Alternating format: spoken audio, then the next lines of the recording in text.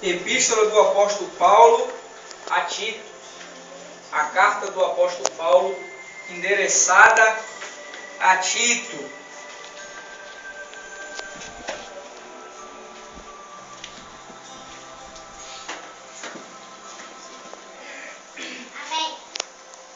Vamos ler.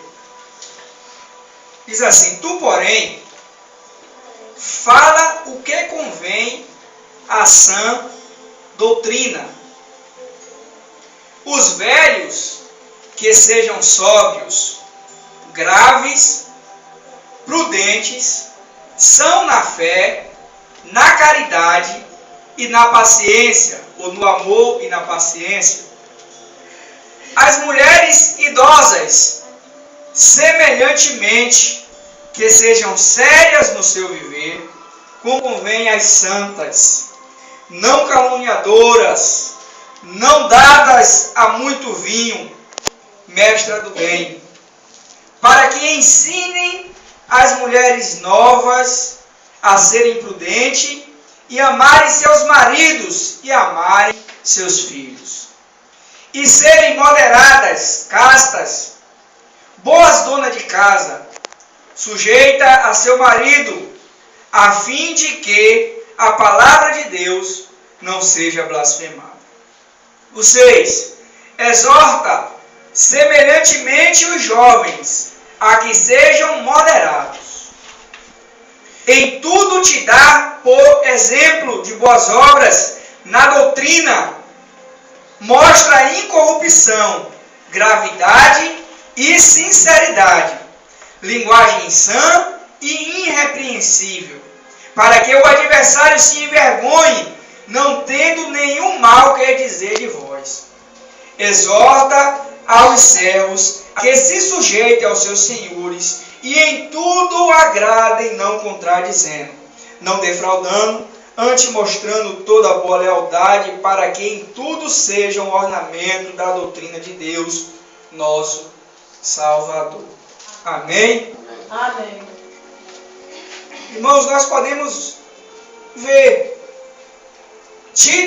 que Paulo ele escreve a Tito, exortando as pessoas que fazem parte da igreja, pessoas que fazem parte ao ministério da igreja. E quando Paulo ele começa a exortar, ele fala com todo tipo de pessoa que está dentro da igreja.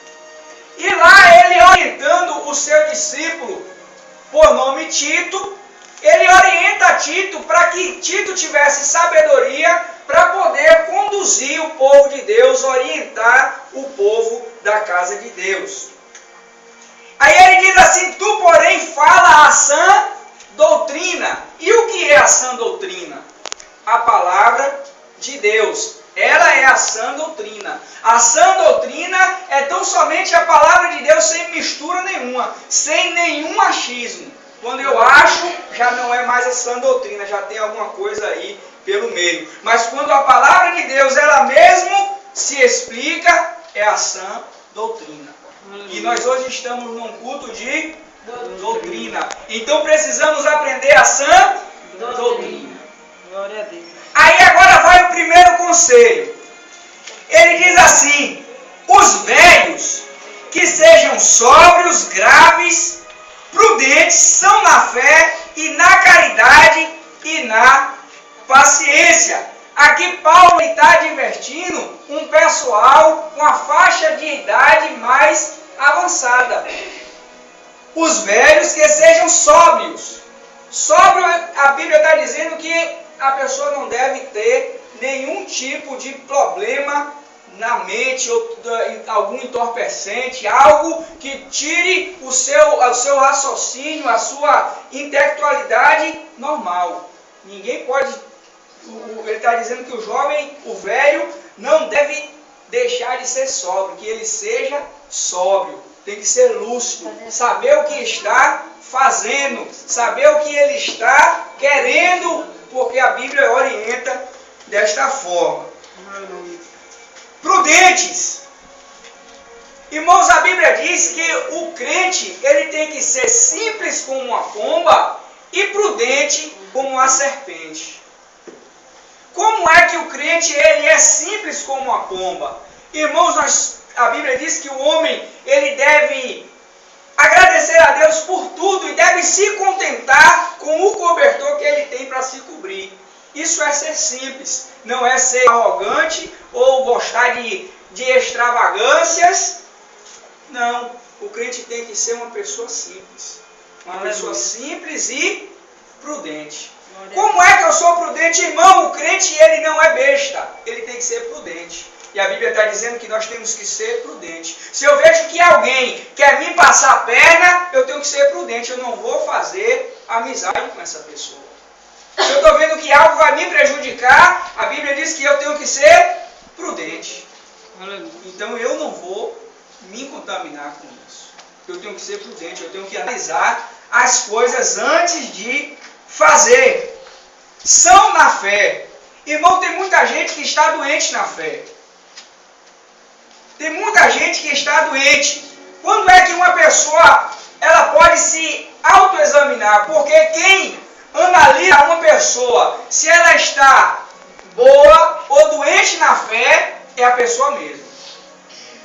Ninguém pode lhe analisar se você está são ou doente. Embora às vezes a gente vê que a pessoa está doente na fé. Mas a autoanálise melhor a ser feita é da pessoa mesmo. Porque a própria Bíblia diz, examine o homem a si mesmo.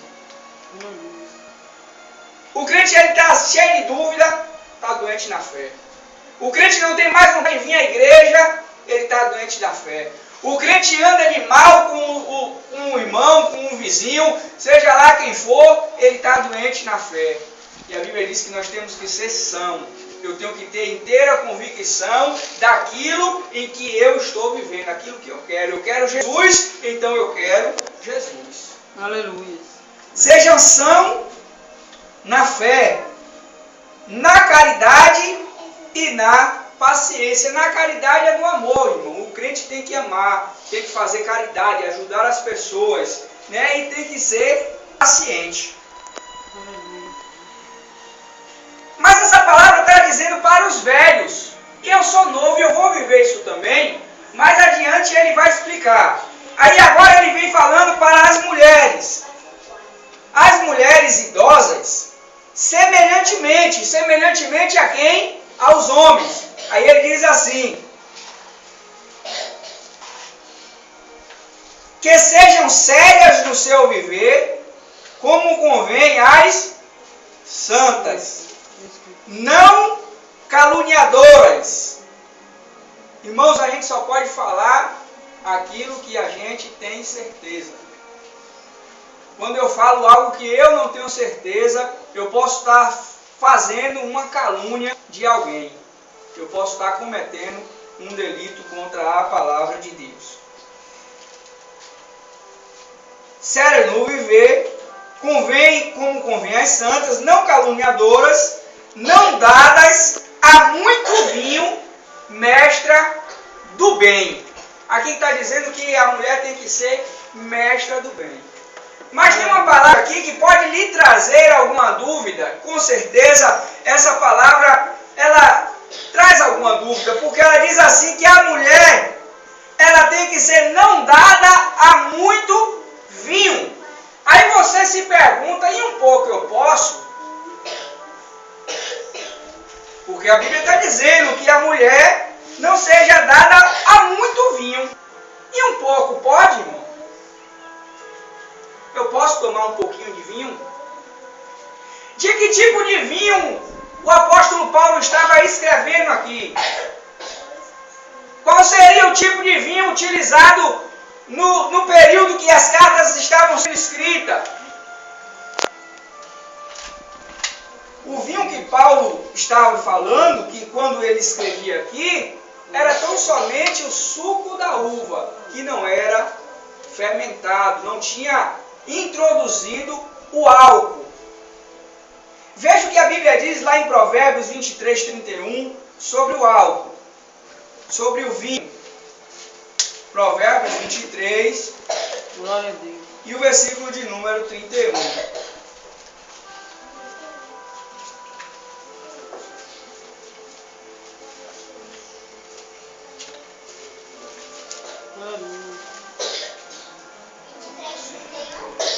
Provérbios 23 e o versículo de número 31.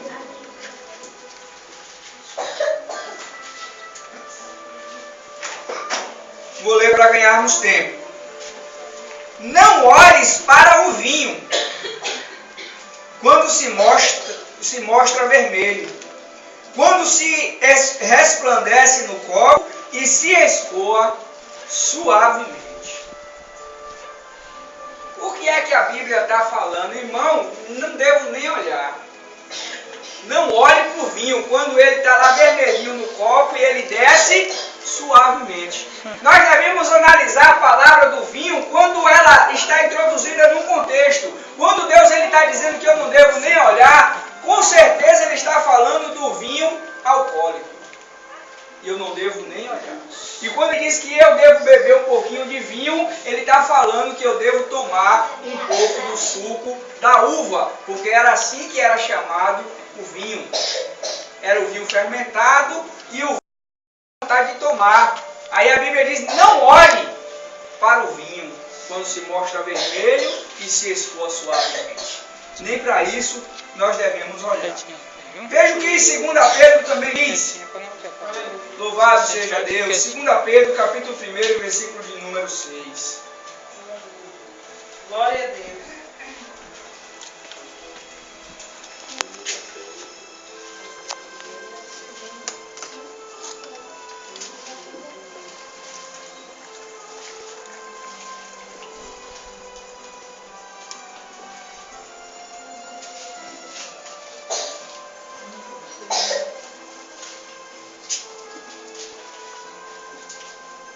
Louvado seja Deus. Glória a Deus.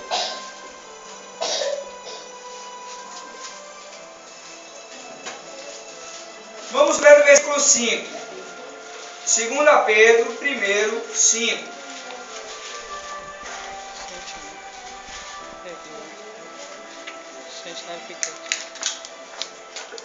Você achou aí? Amém. E vós também, pondo nisto mesmo toda a diligência, acrescentai à vossa fé a virtude, e a virtude a ciência, e a ciência a temperança, e a temperança a paciência, e a paciência a piedade. Irmãos, a palavra temperança quer dizer domínio próprio. Então eu tenho que dominar sobre as coisas. Eu não vou introduzir o vinho, não vou beber o vinho, porque eu domino sobre ele. Eu domino, então nada pode me prender, nada pode nos prender. Lá em Coríntios capítulo 6, o versículo de número 12, diz assim, tudo me é lícito, mas nem tudo me convém, e eu não me deixarei dominar por nenhuma delas. Tudo me é lícito, mas nem tudo me convém. E eu não me deixarei, o apóstolo Paulo disse, dominar por nenhuma delas. E aqui eu faço uma observação, não somente para o vinho, mas por tudo aquilo que nos traz a dependência. Se eu sou dependente de alguma coisa, eu não estou tendo o domínio próprio. E algo que tem dominado muita gente, a cafeína. A cafeína tem dominado muita gente. Se eu não tomar o café de manhã, eu sinto dor de cabeça. Isso é algo, irmão, que precisa ser controlado. Eu tenho que me dominar.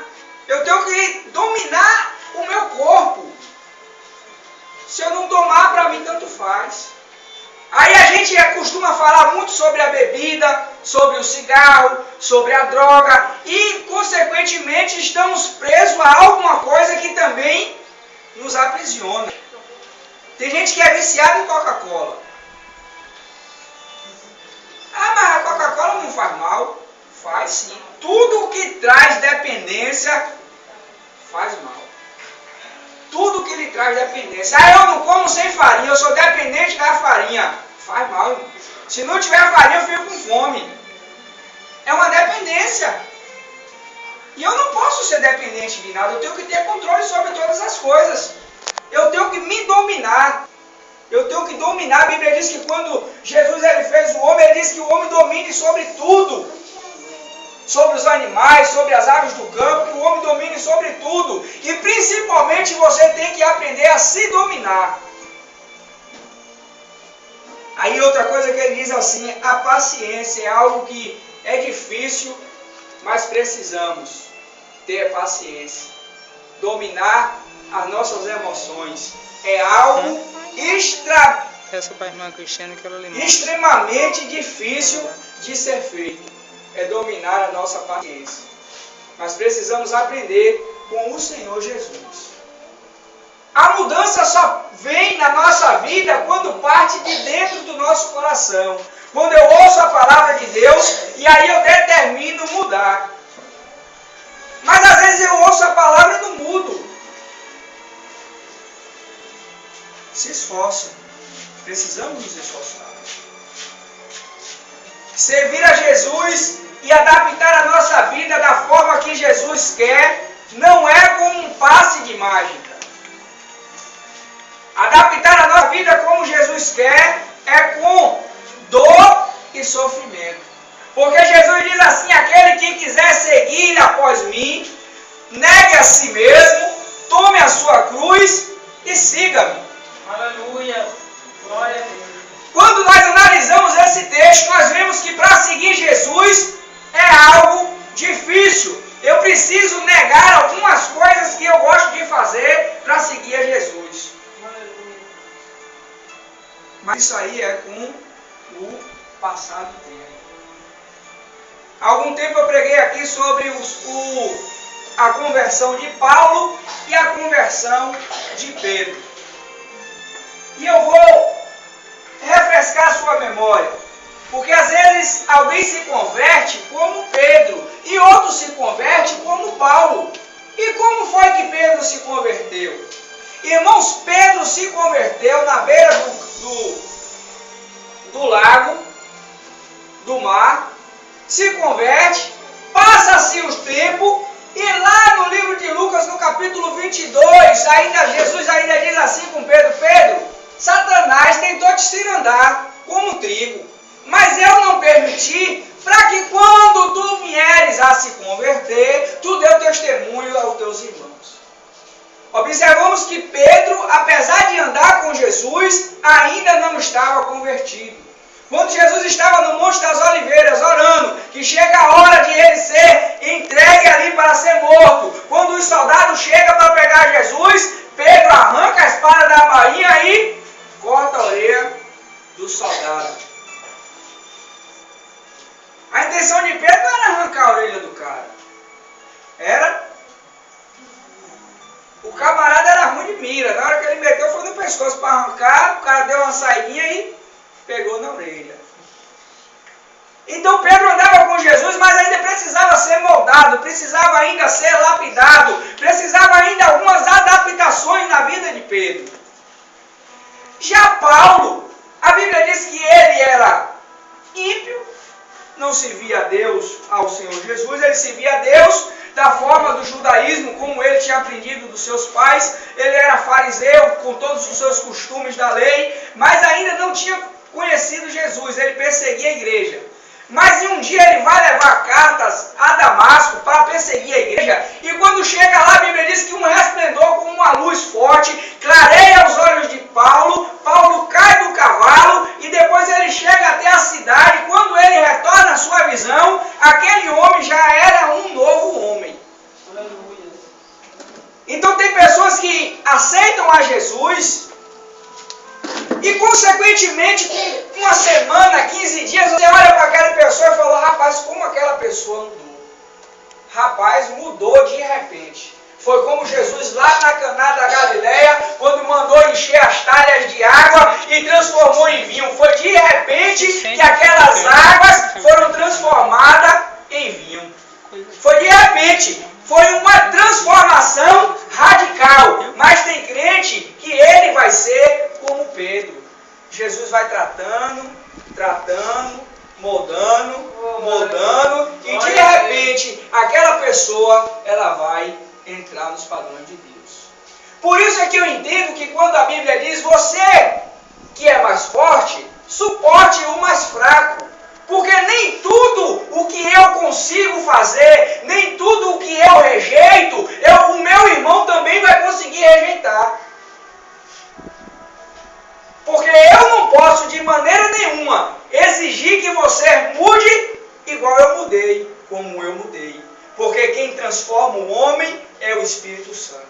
Aleluia. Glória a Deus. É quando nós vamos fazer alguma coisa e aí de repente, muitas vezes até fazemos. E rapaz, eu fiz isso. E aí vem aquela agonia, aquele negócio num aperto no nosso coração. E fala, não era para eu ter feito isso. Aí vai lá, dobra o joelho, pede perdão a Deus. Meu Deus, eu não quero fazer isso mais. Aí Deus vai lá e concede que você não faça mais aquilo. Aleluia. E muitas vezes nós pecamos, aí depois pediu perdão a Deus e outra vez vacilou, caiu de novo, pede perdão a Deus que Ele perdoa. A Bíblia diz que Ele é o nosso advogado. Ele é o nosso advogado. Se confessarmos os nossos pecados, Ele é fiel e justo para nos perdoar. Se confessarmos, eu preciso confessar, abrir o meu coração e falar com Deus. Deus, eu pequei, eu fiz isso de errado, me perdoa, Senhor. Aí o Senhor perdoa. Eu não quero mais pecar, mas eu tornei de novo a fazer o mesmo pecado, irmão. Se foi sem querer, Deus perdoa 100 vezes. Você pecou, foi 100 vezes pecando e Deus está te perdoando. Porque a Bíblia diz que o justo cairá 7 vezes, porém não ficará prostrado. Se a Bíblia diz que o justo cairá 7 vezes, é porque nós pecamos, nós erramos. Às vezes você erra de uma forma e eu erro de outra. Mas nós temos uma análise diferente de fazer sobre o pecado, enquanto Deus analisa o pecado tudo igual. Deus analisa todos os pecados iguais. Tanto faz o camarada que encheu a barriga demais, como o camarada que deitou com uma mulher estranha. Para Deus é o mesmo pecado. Mas eu analiso que o meu irmão que adulterou vai para o inferno, e eu que enchi minha barriga demais vou para o céu. É uma análise que o homem faz, mas Deus não analisa dessa forma. Deus analisa que todos podem ir para o céu. Tem que só pedir perdão. Agora Deus ele não gosta quando a gente faça assim. Eu vou fazer dessa forma, assim, assim, e depois eu peço perdão. O pecado na vida do crente é um acidente. Um pastor amigo meu, ele falava assim, quando passa uma mulher bonita, ele diz assim, se o camarada olhou uma vez, é coincidência. Olhou 2 vezes, é concupiscência. Concupiscência é o desejo da carne. É os prazeres carnais. E aí ele diz, mas irmão, mas eu peguei. Mas o irmão estava falando do vinho, que já está lá agora, lá misturando as coisas lá para o pecado. Está tudo dentro do contexto. Tudo é pecado. Nós não podemos nos embriagar. Nós devemos ter o domínio próprio. Eu tenho que me dominar, eu tenho que aprender a dominar o meu corpo. Eu tenho que aprender a dominar, eu quero dominar o meu corpo. Dominar, irmão, tudo. Mas por quê? Há um ponto positivo em uma seita chamada Adventista do Sétimo Dia. Há um ponto positivo no que eles ensinam sobre a alimentação, que é alguma coisa boa. Eles ouvem de tudo e retém o que é bom. Alguma coisa que está dentro da Bíblia você pega, o que não for você descarta. Mas eles não são dependentes do café e não são dependentes disso aí, porque eles têm medo. Também eu não digo que você não deve tomar café, ou não deve se privar do seu refrigerante, de comer uma comida boa. Eu não digo isso, mas eu digo que nós devemos dominar. Se eu não quero, para mim está bom. Se eu não tiver, também não me faz falta. Amém? Amém. Louvado seja Deus. Glória a Deus. Voltando lá para o livro de Tito. Estávamos no vinho, mestra do bem.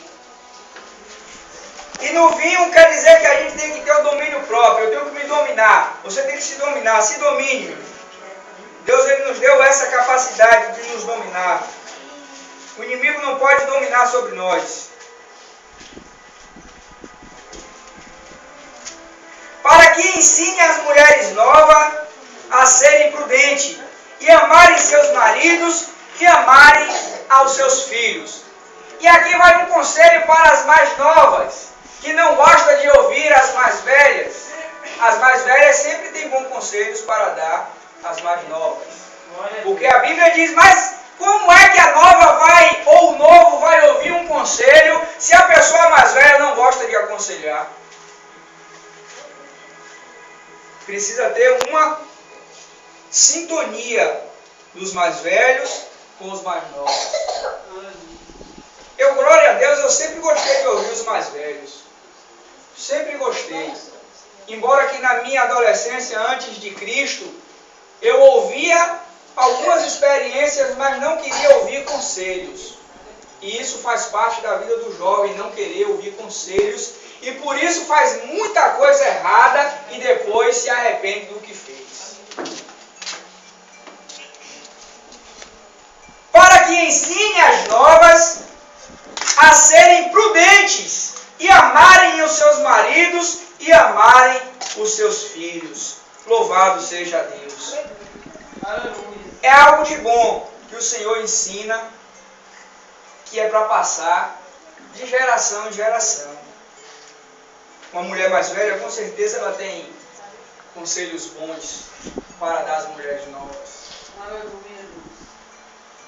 Com certeza ela tem. O versículo 5 diz assim: a serem moderadas, castas, boas donas de casa, sujeitas a seu marido. Como assim? Sujeita a meu marido?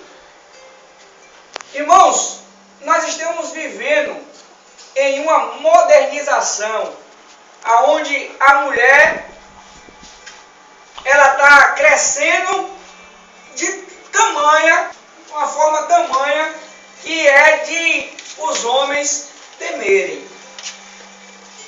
Porque eu não me recordo, eu posso estar errado, eu não conheço muito da história, mas eu não me lembro do Brasil ter uma presidente. Hoje a gente já tem no Brasil, o nosso presidente é uma mulher, ou a nossa presidenta, como queira falar, de duas formas que você falar, está certo. Ou a presidente ou a presidenta, está certo das duas formas. E no nosso país nunca teve, hoje tem uma mulher lá que é presidente. Mas o que é que a Bíblia está dizendo aqui? Que as mulheres sejam sujeitas aos seus maridos. Mas como é isso, irmão? É sujeita no Senhor. Sujeita no Senhor. A Bíblia não está dizendo que a mulher é propriedade do marido ou um fantoche do marido, que o marido tem que manipular a mulher. Mas a Bíblia está dizendo que a mulher tem que ser sujeita. Se sujeitar. Então quer dizer que tem que ter concordância. Que tem que ter diálogo.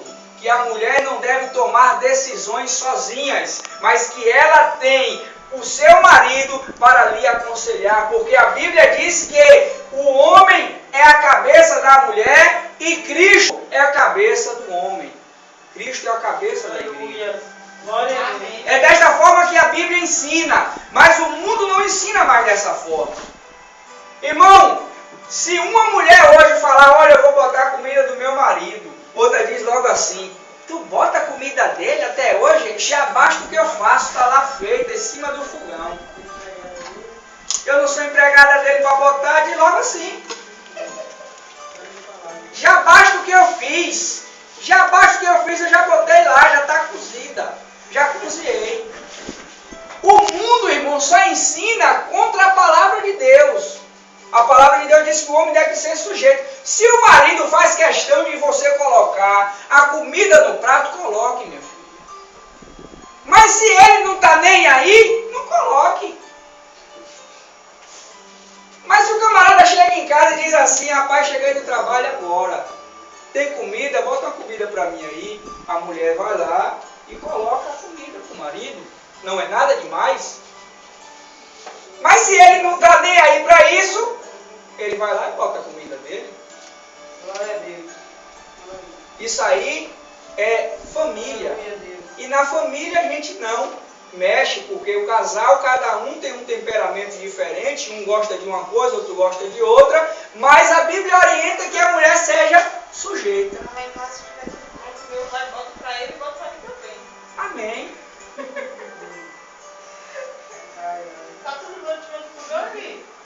O que nós estamos aprendendo não é que você tem que botar mesmo se o cara não quiser, não, porque às vezes o camarada tem um apetite bom e gosta de fazer o negócio dele lá. E capricha o prato dele e tal. E gosta de. Tem uns que é mais sistemático, bota o feijão, depois bota a farinha, mistura, depois bota o arroz, mistura, depois bota a carne e vai. Tem uns que são assim, tem outros que não estão aí, nada aí para isso, pode botar de qualquer jeito que come. Então isso aí é alguma coisa particular, mas se o camarada faz questão de que a esposa coloque, a esposa tem que colocar. Quer ver alguma coisa que tem muita aflição, muito conflito, é quando uma mulher toma uma decisão e compra alguma coisa que o marido não sabe. Aí vai gerar um conflito. Por que não me avisou que tu ia comprar isso? Tu comprou de qualquer jeito. Aí no dia de pagar e fala, bem, eu comprei tal coisa. É bom quando tem aquelas promoções boas. Eu comprei aqui, estou com essa dívida aqui para pagar.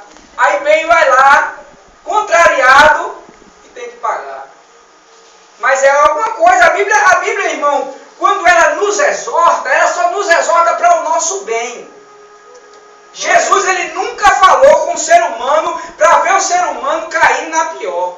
Ele sempre fala com a gente para nos levantar, para nos animar, para nos dar ânimo, para nos ensinar um caminho, ou o caminho. E a Bíblia nos orienta em tudo. Louvado seja Deus. A serem moderadas, castas, boas donas de casa,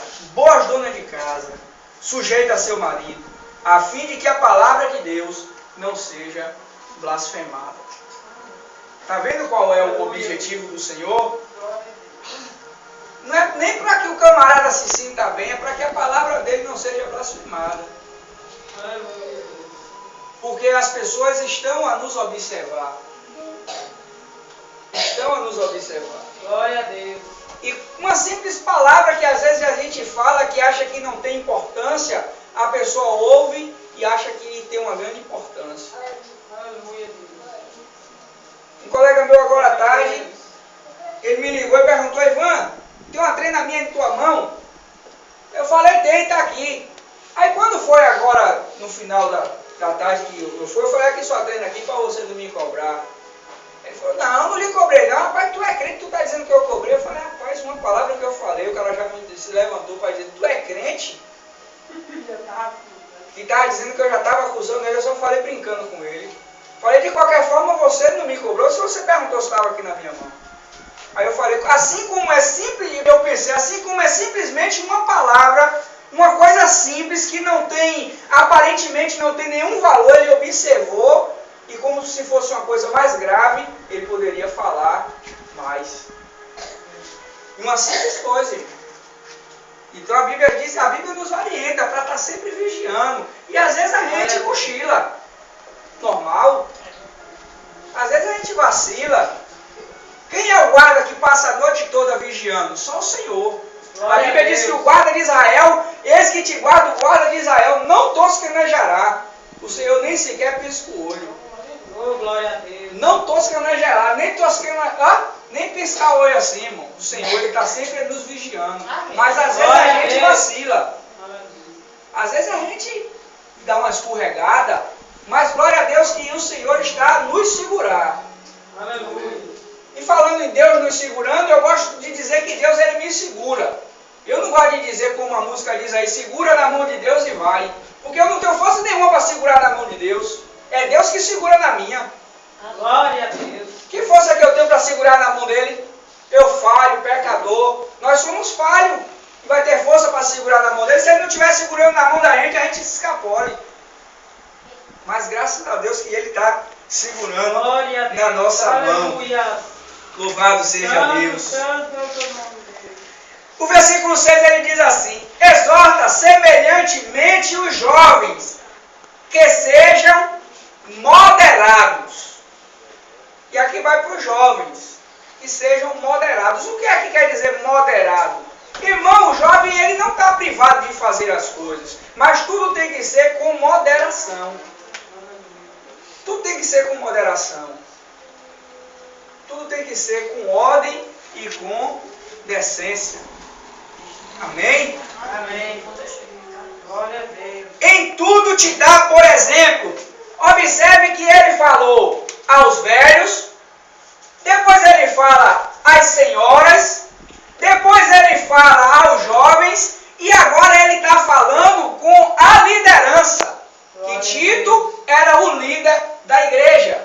Aí ele diz assim, em tudo te dá por exemplos de boas obras.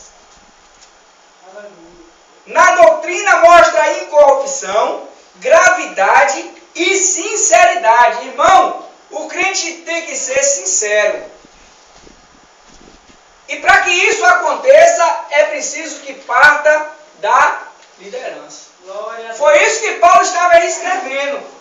Mas essa parte de liderança eu vou pular, porque então vai falar comigo. É assim? A parte, a Bíblia fala com uns, favorece um e desfavorece outros? Ou a Bíblia ela é a mesma medida para um, é para o outro? A Bíblia é a mesma medida. Ele diz, em tudo te dá por exemplo de boas obras. Na doutrina, na incorrupção, mostra-te na incorrupção, gravidade e sinceridade. O crente tem que ser sincero, o crente tem que ter, quando ele diz aqui, quando eu estou dizendo aqui o crente, porque Paulo, ele fala assim, tu te dá por exemplo. Se eu sou o exemplo, e as pessoas seguem o meu exemplo, vai fazer semelhante o que eu faço. Por isso que eu digo que a igreja tem que ser também dessa forma. Porque quando a gente está lá na escola e faz uma tarefa, né? Aí a gente não assimila bem a questão, aí a professora vai lá e coloca assim, exemplo, tal e tal e tal. Aí você vai fazer como? O exemplo, parecido com aquilo ali. Aleluia. Em tudo te dá por exemplo de boas obras, na doutrina mostra incorrupção. Não pode deixar se corromper pela doutrina. É a palavra de Deus que nos orienta, que fala. Mesmo que alguém venha tentar lhe botar outra coisa na sua cabeça, minhoca ou sei lá o que, mas a palavra de Deus não pode ser corrompida. A doutrina não pode ser corrompida.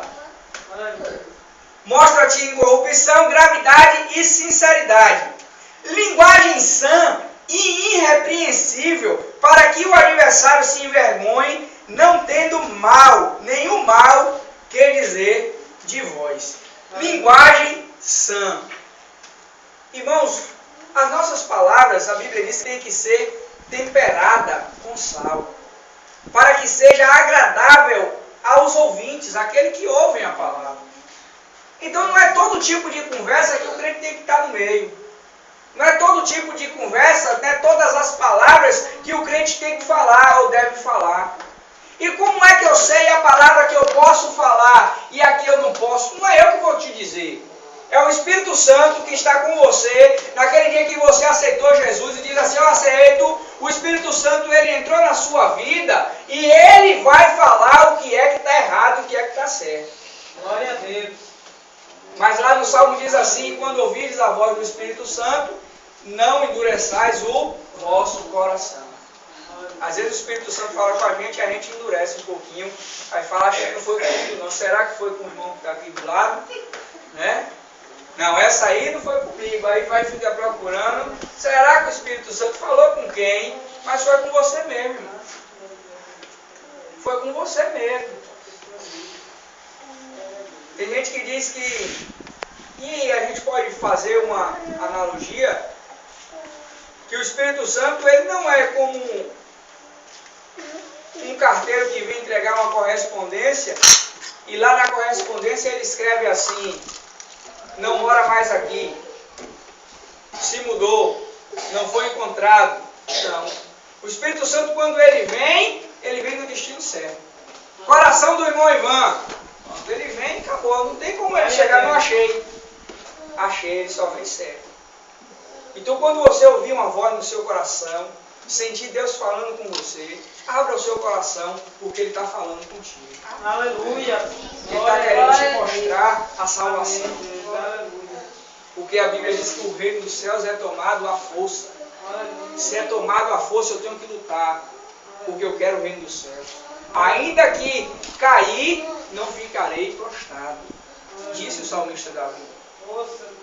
O justo cairá 7 vezes, porém não ficará prostrado. Pequei, reconheci que pequei, mas estou de pé com o Senhor, servindo ao Senhor. Aleluia. Linguagem sã e irrepreensível. Mesmo que, às vezes, alguém vai nos repreender de alguma coisa. Porque, como homem, nós somos limitados. Mas devemos buscar sempre isso aí. Devemos buscar. Não estou pregando um homem inefável. Porque inefável só o Senhor Jesus. Só Ele que não erra. Só o Senhor. Mas nós erramos. Mas devemos procurar não errar. Eu erro por acidente. Eu fui repreendido por acidente, porque eu não pensei antes, mas eu não devo ser repreendido constantemente, porque a palavra diz que eu não devo ser repreendido, para que o adversário se envergonhe, não tendo nenhum mal que dizer de vós. Aleluia. O 9 ele diz assim: exorta aos servos a que se sujeitem a seus senhores e em tudo agradem, não contradizendo. Aqui está falando agora com quem tem patrão, né? Os servos, exorta os servos a que se sujeitem a seus senhores e em tudo agradem, não contradizendo. Em tudo devemos agradar o nosso patrão. Aí o 10, não defraudando, antes mostrando toda a lealdade, para que em tudo sejam ornamentos da doutrina de Deus, nosso Salvador. Quer dizer que em tudo nós temos que ser o enfeite, a beleza, a decoração, o ornamento da doutrina de Cristo. Porque se a doutrina ela é ensinada na igreja e quando eu estou fora da igreja, eu não pratico a doutrina do Senhor, ela não serviu para nada, ela não teve um ornamento, não teve uma beleza na doutrina de Deus. Mas quando eu ouço a palavra de Deus, e aí eu pratico essa palavra, então a Bíblia está dizendo que houve uma beleza. As pessoas vão olhar e vão falar: rapaz, louvado seja Deus, essa pessoa é diferente. Glória a Deus. E às vezes pode até falar assim, irmão, da sua igreja. Não é pecado nenhum. Uma pessoa dizer: rapaz, aquela igreja é diferente. Não é pecado não. Não é pecado você mostrar que alguma pessoa dizer assim: rapaz, se eu me converter, eu quero me converter naquela igreja.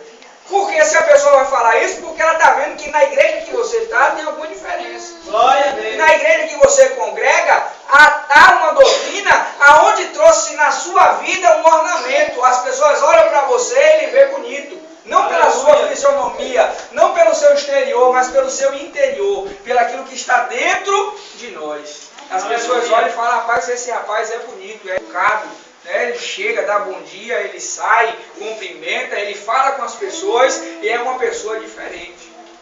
Glória a Deus. Mas eu não consigo ser assim. Consegue, irmão. Com o tempo, Deus ele vai moldando e transformando as pessoas. Eu lembro que quando eu tinha meus 13, 14 anos, eu passava o dia todo com sede. Eu já falei isso aqui. Eu ia trabalhar com meu pai e passava o dia todo com sede, com vergonha de pedir um copo com água. E quando eu aceitei Jesus, que eu pego no microfone a primeira vez, parece que o microfone ele é elétrico, que fica tremendo, né? Aquela tremedeira, o microfone, as canelas também tremem, para falar da palavra de Deus. Mas com o tempo ele foi mudando e hoje a gente fala no cabeçudo e não tem muito problema.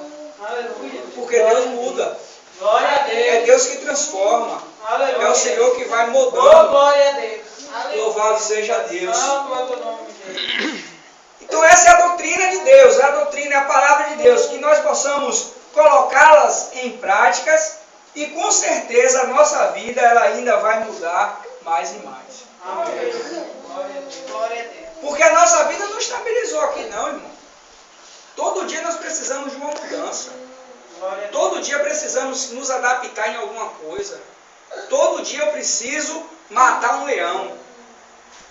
Como é que eu mato um leão? Eu vou mortificar minha carne, eu vou mudar naquilo ali. Ontem eu não tive paciência, eu vou lutar a Deus para ter paciência. Se eu fiz uma ignorância com alguém, eu vou pedir a Deus que Deus me dê sabedoria, porque eu não quero ser mais ignorante. Se eu respondi a alguém como eu não deveria responder, eu quero pedir a Deus que eu venha ter palavras boas para falar com aquela pessoa que me perguntar alguma coisa. Glória a Deus. Então dessa forma, cada dia Deus vai mudando. Amém. Com certeza, se você se analisar, você vai ver que tem alguma coisa em você que precisa mudar. E às vezes a gente gosta de fazer mais análise dos outros e esquece de fazer análise nossa. Eu olho mais para o que o irmão precisa ser mudado. Eu olho mais para o que precisa mudar na vida do irmão. E aí eu esqueço do que precisa mudar na minha vida. Aí Jesus diz assim, hipócrita, tira primeiro o arqueiro do teu olho e depois tu tira a trave do olho do teu irmão. Eu não posso ser hipócrita. Eu não posso dizer que eu não faço nada de errado. Você não pode dizer que você não comete nada de errado. Porque a Bíblia diz que se aquele que disser que não tem pecado é mentiroso e já pecou. Aquele que disser que não tem pecado é mentiroso e já pecou. Eu tenho pecado porque minha natureza é pecaminosa. E eu luto contra isso. Eu luto para não pecar. Mas não porque eu quero pecar. Você tem pecado, não é porque você quis pecar, é porque a sua natureza pecaminosa lhe leva a fazer coisas que desagradam a Deus. Mas nós vamos lutar contra isso para vencer. Porque Deus ele conhece a nossa sinceridade. E Ele sabe, não, ele pecou, mas ele lutou para não fazer aquilo. Ele pecou, mas ele lutou para não fazer Glória a aquilo. Deus. E aí nós vamos vencendo dia após dia. Em nome de Jesus. Amém? Amém. Glória a Deus. Louvado seja Deus por isso. Deus ele falou com os senhores, com os velhos, com as mulheres idosas. Deus ele falou com os jovens. Deus ele falou com os líderes. E Deus ele falou com os servos que servem aos seus senhores. Senhores que estão falando aqui, há algum lugar da Bíblia, depois você pode até ler, e para você não se confundir, eu não sei se é lá no livro de Timóteo, mas quando se refere ao Senhor, ela fala Senhor Deus. Mas esse Senhor que está falando aqui, está falando Senhor o homem. Toda vez, irmãos, eu vou ensinar uma regra básica para a leitura da palavra. Toda vez que você vê a palavra Senhor minúsculo, ela está se referindo ao Senhor pessoa. Mas quando o Senhor tiver o S maiúsculo, ela está se referindo ao Senhor Deus. A mesma coisa para Deus. Quando a Bíblia diz assim, Deus com D minúsculo, está falando ao Deus estranho. Quando diz com Deus maiúsculo, está falando ao Deus o nosso Senhor. Glória a Deus. Amém? E às vezes a gente precisa entender algumas regrazinhas dessa, porque quando vai fazer um estudo da Bíblia, para você não pensar que não interpretar errado. Por exemplo, a Bíblia diz assim, o Deus deste século cegou o entendimento dos incrédulos. Quer dizer, o Deus deste século está lá com um D minúsculo, que quer dizer Satanás. Cegou o entendimento dos incrédulos. Amém? Você entendeu? Amém. Louvado seja Deus. Se você aplaude ao Senhor por essa palavra, Glória a Deus. louvado seja o nome do Senhor. Glória a Deus.